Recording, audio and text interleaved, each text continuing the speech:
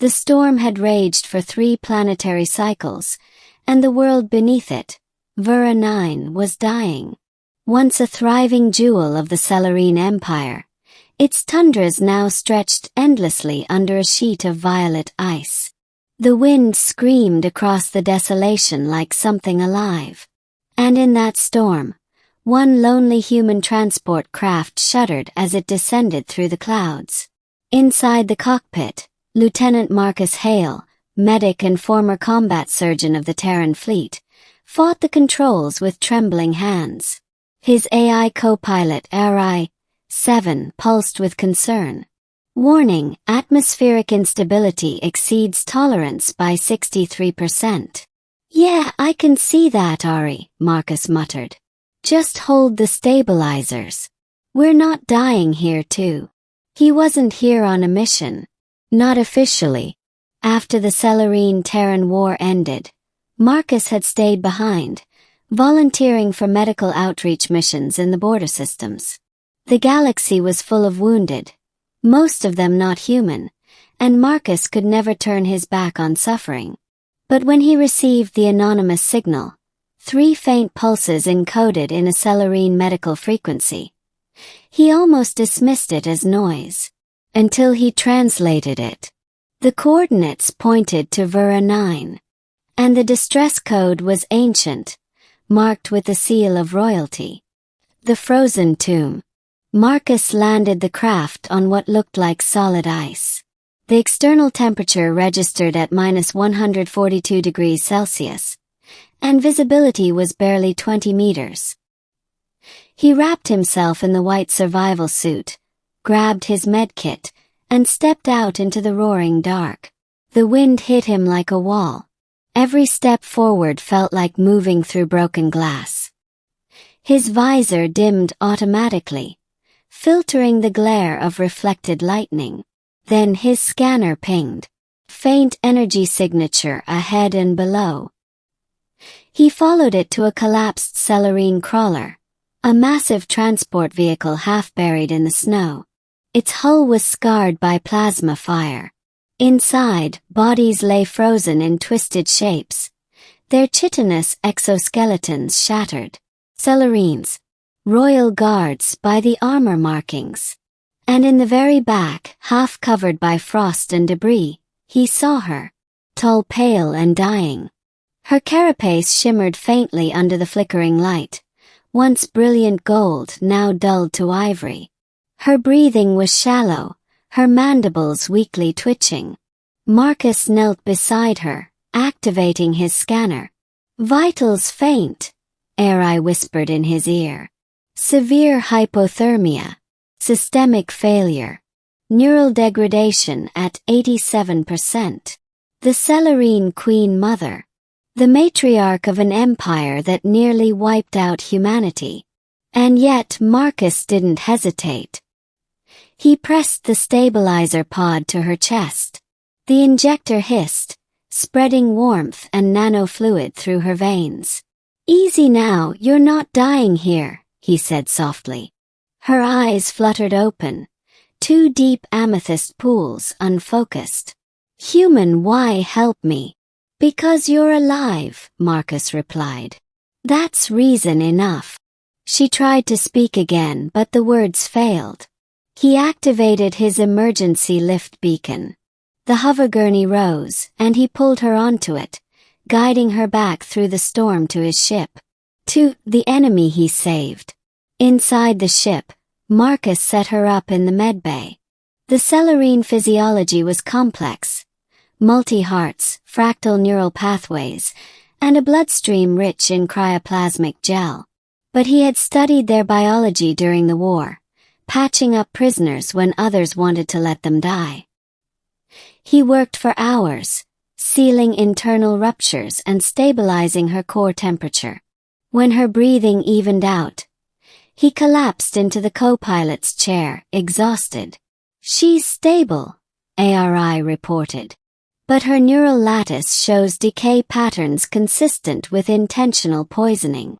Marcus frowned. "You mean someone did this to her?" "Affirmative. a neurotoxin engineered to mimic frostbite at the molecular level.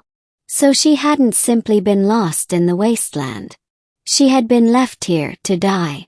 When the Queen awoke again, it was to the sound of rain, synthetic condensation dripping against the medbay glass. Her gaze met Marcus's, cautious, curious. "You are Terran," she said, her voice a melodic resonance. "Your kind brought ruin to my sons. And yours did the same to mine," Marcus said quietly. "But we're both still here." She studied him for a long time, then turned away. "My name is Vhyrra IX, mother of the third brood. My children abandoned me when I refused the purge. The purge. My people sought vengeance for the war. They wanted every human settlement in the outer reaches destroyed. I forbade it. They called me traitor." Marcus exhaled. "So they poisoned their own queen." Elaratha's mandibles quivered, a celerine expression of grief. "They left me in the cold, to erase the memory of mercy." Marcus leaned forward. "Then maybe mercy's the only thing that still matters." 3 Shadows of War. Over the next several days, Marcus kept her alive. The medbay lights dimmed to mimic a celerine dusk. The air thickened with biohumidity to ease her respiration. Slowly, color returned to her scales. But strength did not. Her internal organs were regenerating unevenly. Her system was too damaged.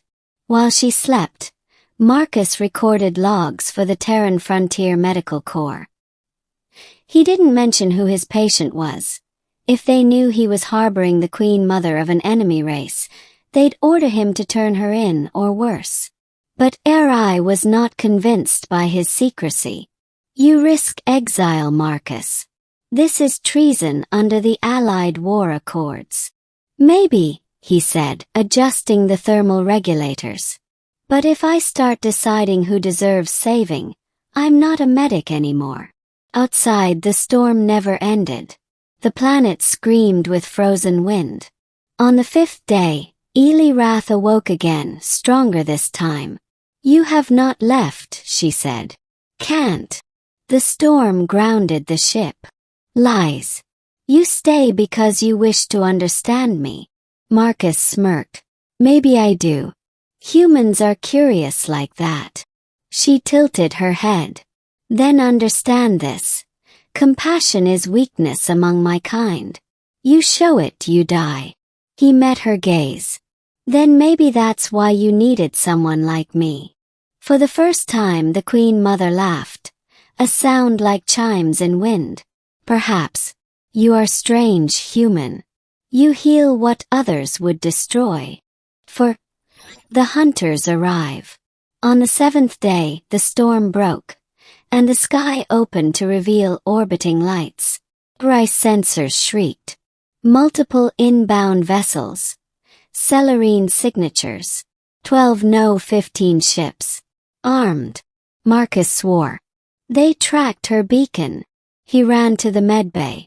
Vhyrra was already standing, weak but alert, her eyes burning. "They have come to finish what they began," she said. Marcus powered up the engines. "We can still run. If I can reach orbit." "No. No. If you flee, they will destroy you. They see mercy as infection. You must let me go."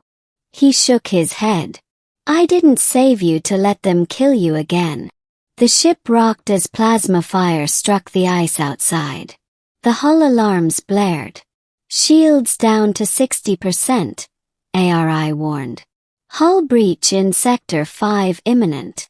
Marcus raced to the weapons console, his fingers flying. "HFY, redirect power from medical to defense." "That will kill her," the AI protested. "Do it." He fired the forward turrets, streaks of blue slicing through the snow. One enemy ship exploded. 2 more descended. Then Vhyrra stepped into the cockpit, her body glowing faintly, a strange hum filling the air. "Stop," she commanded. You cannot win this fight. Her thoracic plates unfolded, revealing a pulsing crystal organ, the royal node, source of her psychic command. Even dying, she could still project across fleets. She touched Marcus's shoulder. Your courage is rare. But this is mine to end. Before he could respond, her eyes blazed with ultraviolet fire.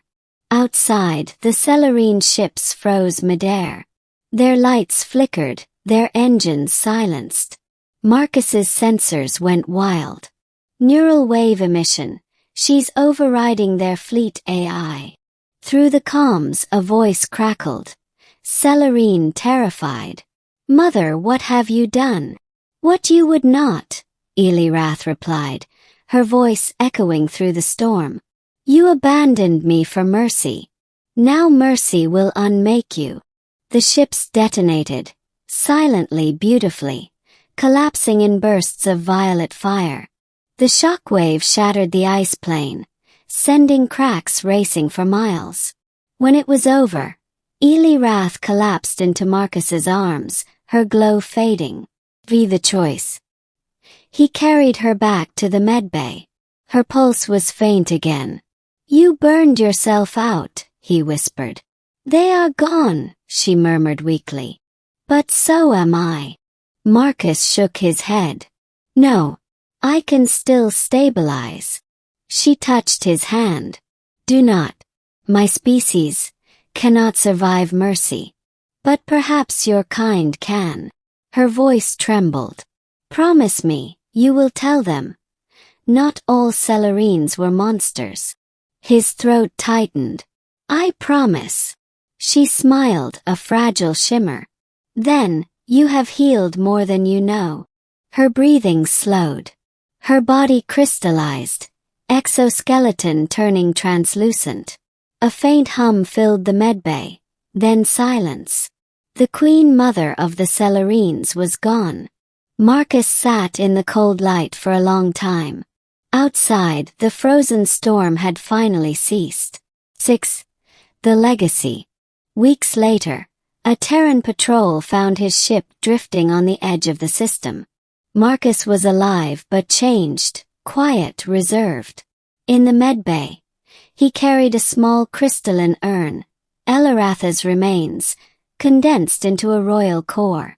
He refused to hand it over to military intelligence. When questioned, he said only this. She chose peace. That's all you need to know. He left the core soon after. Rumors spread across both species channels. Of a human medic who had saved the Celerine queen, of how she had ended her own fleet to stop a new war. The Celerine empire fractured without her. Many of her brood turned away from vengeance, seeking new colonies to rebuild quietly. Years later, explorers on Vhyrra IX found a small monument buried in the snow. A simple inscription, carved in Terran and Celerine script. Mercy is not weakness. It is the fire that melts the cold. Elirath Vhyrnian Marcus Hale. And in the eternal silence of that frozen world, her legacy endured. Not as a queen, but as a mother who chose compassion over conquest, and a human who refused to let hatred dictate who deserved saving.